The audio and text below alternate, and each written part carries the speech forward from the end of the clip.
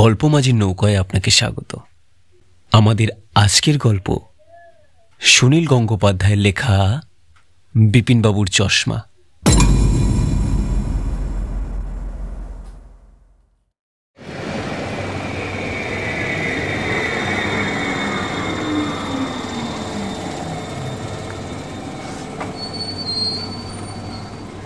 Palashpur rail স্টেশনে রাত্রির 2:10 একটা ট্রেন থামে। অত রাতে ট্রেন বলেই তাতে পলাশপুর থেকে কোনো যাত্রী ওঠে না। কোনো কোনো দিন ট্রেনটা 2-3 ঘন্টা লেট করে। আস্তে আস্তে ভোর হয়ে যায়। কে সারা রাত স্টেশনে বসে থাকতে চায়? হঠাৎ বিশেষ প্রয়োজনে রতনকে কলকাতায় যেতেই হবে, তাই সে ওই ট্রেনের টিকিট কিনেছে। বেশি রাত হয়ে গেলে সাইকেল রিক্সা পাওয়া যায় না, তাই সে রাত 12টার মধ্যে স্টেশনে চলে এলো।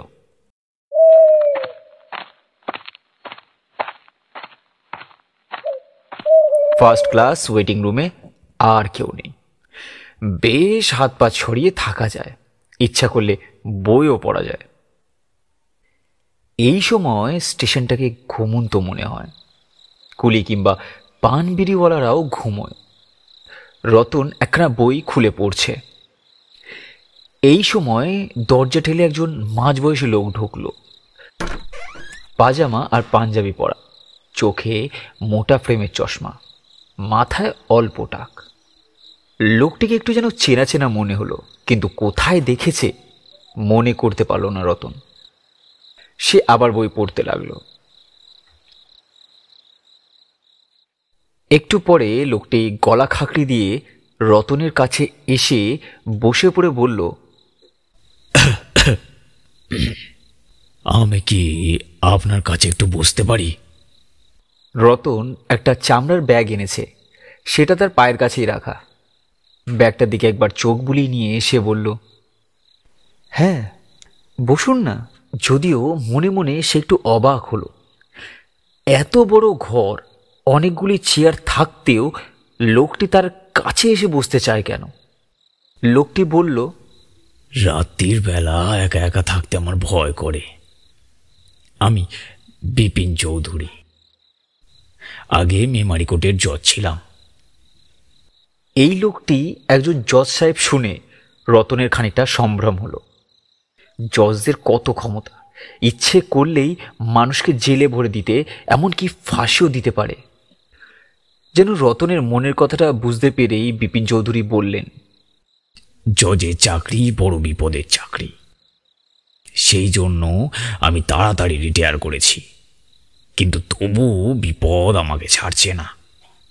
রতন কৌতূহলী হয়ে ভদ্রলোকের দিকে তাকিয়ে রইল।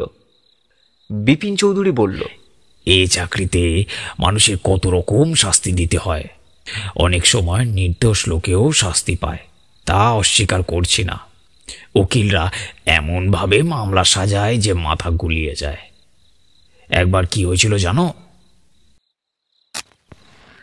বিপিনবাবু একটা সিগারেট ধরিয়ে প্যাকেটটা এগিয়ে দিয়ে বলল, খাবে? রতন দুদিকে মাথা নেড়ে বলল,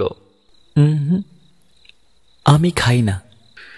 সিগারেটের ধোঁয়ার গন্ধও তার খারাপ লাগে, কিন্তু এখন গল্প শোনার লোভে ভদ্রলোকের দিকে চেয়ে রইল। বিপিনবাবু বলল, একবার নকুল বিশ্বাস নামে একজন লোকের বিরুদ্ধে মামলা চলছিল। লোকটি খুব শক্তপোক্ত চেহারা, লম্বা, চোখ দুটো দেখলেই ভয় করে। ওর নামে খুনের মামলা। রাগের মাথায় এক বন্ধুকে খুন করে ফেলেছে, তাও খুব বীভৎসভাবে। একটা পাথর দিয়ে ঠুকে মাথা একবারে ছাতু করে দিয়েছে।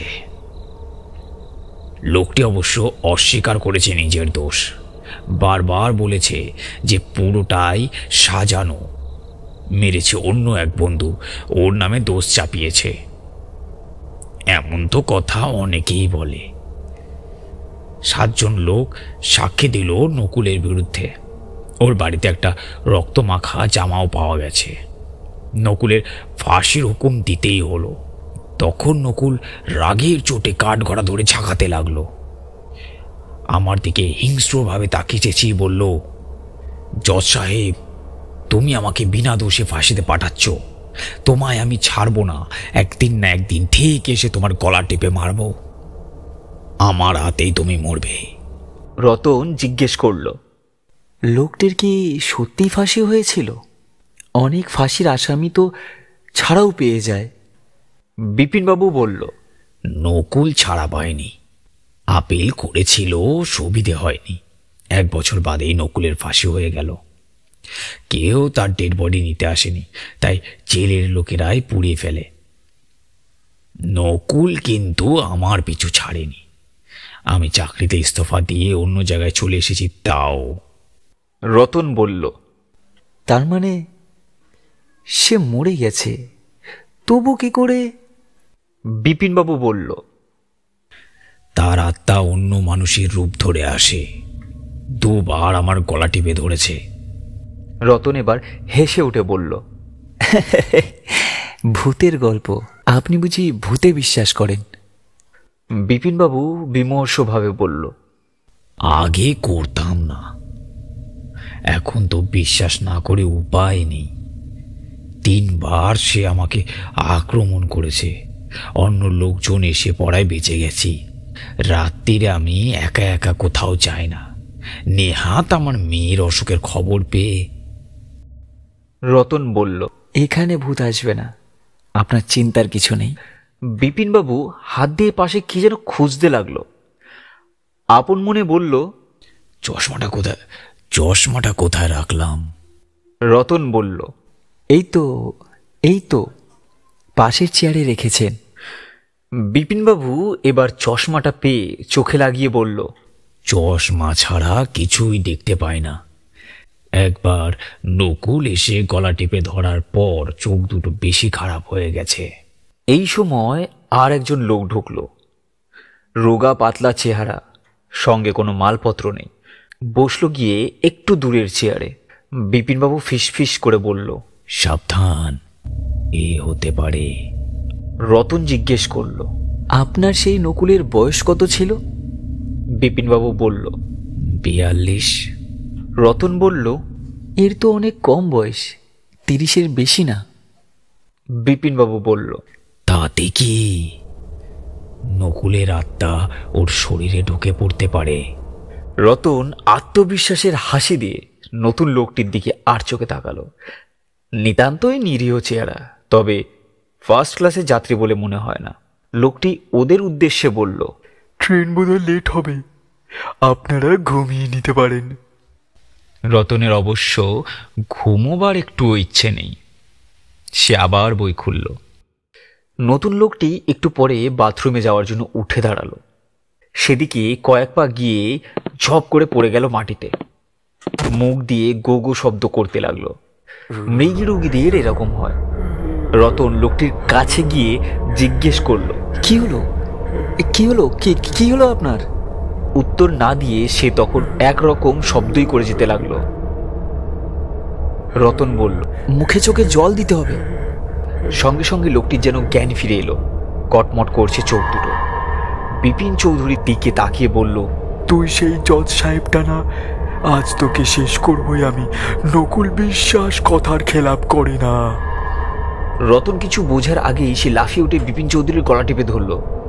বিপিন চৌধুরী আর্ত কণ্ঠে বলতে লাগলো, বাঁচাও বাঁচাও বাঁচাও, ও ভাই বাঁচাও, আমাকে বাঁচাও, এই মেরে ফেলবে। রতনের বিস্ময়ের ঘোর কাটতে খানিকটা সময় লাগলো। সত্যি সত্যি এরকম হয়? এই নিরীহ চেহারার লোকটার শরীরে নকুল বিশ্বাস নামে একজন খুনির আত্মা ভর করেছে। রতন পেছন দিক থেকে লোকটাকে টেনে ছাড়াবার চেষ্টা করল। অমনি লোকটি বিপিন চৌধুরীকে ছেড়ে দিয়ে উল্টো দিকে ফিরে আচমকা এক ধাক্কা মারল রতনকে। তাল সামলাতে না পেরে রতন পড়ে গেল মাটিতে। আর সেই লোকটি রতনের বুকের উপরে চড়ে গলা টেপে ধরল। বিপিন চৌধুরী এই ফাঁকে দৌড়ে পালালো ঘর থেকে। বুকের ভেতরটা আকুপাকু করছে রতনের। এবার সে দারুণ ভয় পেয়ে গেছে। ভূতের সঙ্গে কি করে লড়াই করবে? সে কাতর গলায় বলল, আমায় কেন মারছো? আমি তো কোনো দোষ করিনি। লোকটি অমনি হাত আলগা করে বলল, তাই তো, তোমায় কেন মারবো? সে বেটা পালালো কোথায়? সে বেটা? লোকটি রতনকে ছেড়ে দিয়ে তীরের মতন ছুটে গেল বিপিন চৌধুরীকে ধরতে। মুক্তি পেয়ে রতন হাঁপাতে লাগলো। দারুণ তেষ্টা পেয়ে গেছে। চামড়ার ব্যাগটায় জলের বোতল আছে। সেই ব্যাগটার দিকে হাত বাড়াতেই আবার সে চমকে উঠল। ব্যাগটা নেই সেখানে, ঘরের মধ্যে কোথাও নেই। তারপর প্যান্টের পকেটে হাত দিয়ে দেখলো মানি ব্যাগও নেই। তার মানে সবটাই সাজানো, সবটাই অভিনয়। মানি ব্যাগে বেশি টাকা ছিল না। কালো ব্যাগটায় ছিল 50,000 টাকা। শিগগিরই তার দাদার মেয়ের বিয়ে। বাবা সেই জন্য টাকাটা ব্যাংক থেকে তুলিয়ে রতনের হাত দিয়ে পাঠাচ্ছিলেন। বিপিন চৌধুরী ব্যাংকে ঘোরাঘুরি করে, দেখে কে কত টাকা তোলে। রতন যে আজ এই ট্রেনে কলকাতায় যাবে তাও কোনো রকমে জেনেছে। এখন কি হবে? এখন তো ওদের ধরা অসম্ভব। নিশ্চয়ই মিলিয়ে গেছে বাইরের অন্ধকারে। পুলিশকে একটা খবর দিতে হবে। তাতেও কি লাভ আছে কিছু? রতনের মনটা খুব ভেঙে গেল। হঠাৎ নজরে পড়ল মাটিতে বিপিন চৌধুরীর চশমাটা পড়ে আছে। যদি সেটা পুলিশের কোনো কাজে লাগে সেই ভেবে তুলে নিল চশমাটা। তারপর দরজার কাছে এসে দাঁড়ালো। ট্রেন আসার আর দেরি নেই, তাই স্টেশন জেগে উঠেছে। রতন দেখলো এক জায়গায় একটা ছোটখাটো ভিড়। লোকেরা গোল হয়ে দাঁড়িয়ে, মাঝখানে যেন কিছু একটা রয়েছে। সে দৌড়ে গেল সেদিকে। আবার চমকে উঠল। মাটিতে পড়ে আছে বিপিন চৌধুরী নামের সেই লোকটি, পাশেই তার চামড়ার কালো ব্যাগটা। একজন বলল এই লোকটি ব্যাগ হাতে নিয়ে ছুটে যাচ্ছিল। একটা পাথরে পা লেগে ছিটকে পড়ে অজ্ঞান হয়ে গেছে। মাথায় চোট লেগেছে খুব। দুজন লোক তার চোখ মুখে জলে ছিটা দিচ্ছে। রতন বুঝল চশমার ব্যাপারে লোকটা সত্যি কথাই বলেছিল। চোখে ভালো দেখতে পায় না, তাই হোঁচট খেয়েছে। একটু পরেই লোকটির জ্ঞান ফিরে এলো। চোখ মেলে তাকালো। ভিড় ঠেলে একবারে সামনে গিয়ে রতন চশমাটা দোলাতে দোলাতে বলল, এই যে নকল জজ সাহেব, তোমার সত্যিকারের নামটা বলো তো? লোকটি হাউমাউ করে কেঁদে উঠে বলল, আমার নাম নকুল বিশ্বাস। আমাকে হাজার শাস্তি দাও, ফাঁসি দিও না।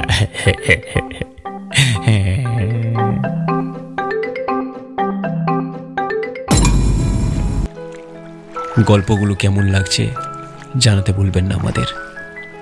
লাইক, কমেন্ট এবং সাবস্ক্রাইব করে। আর প্রতিনিয়ত আপডেট পেতে ফলো করতে পারেন আমাদের গল্পমাঝি ফেসবুক পেজ।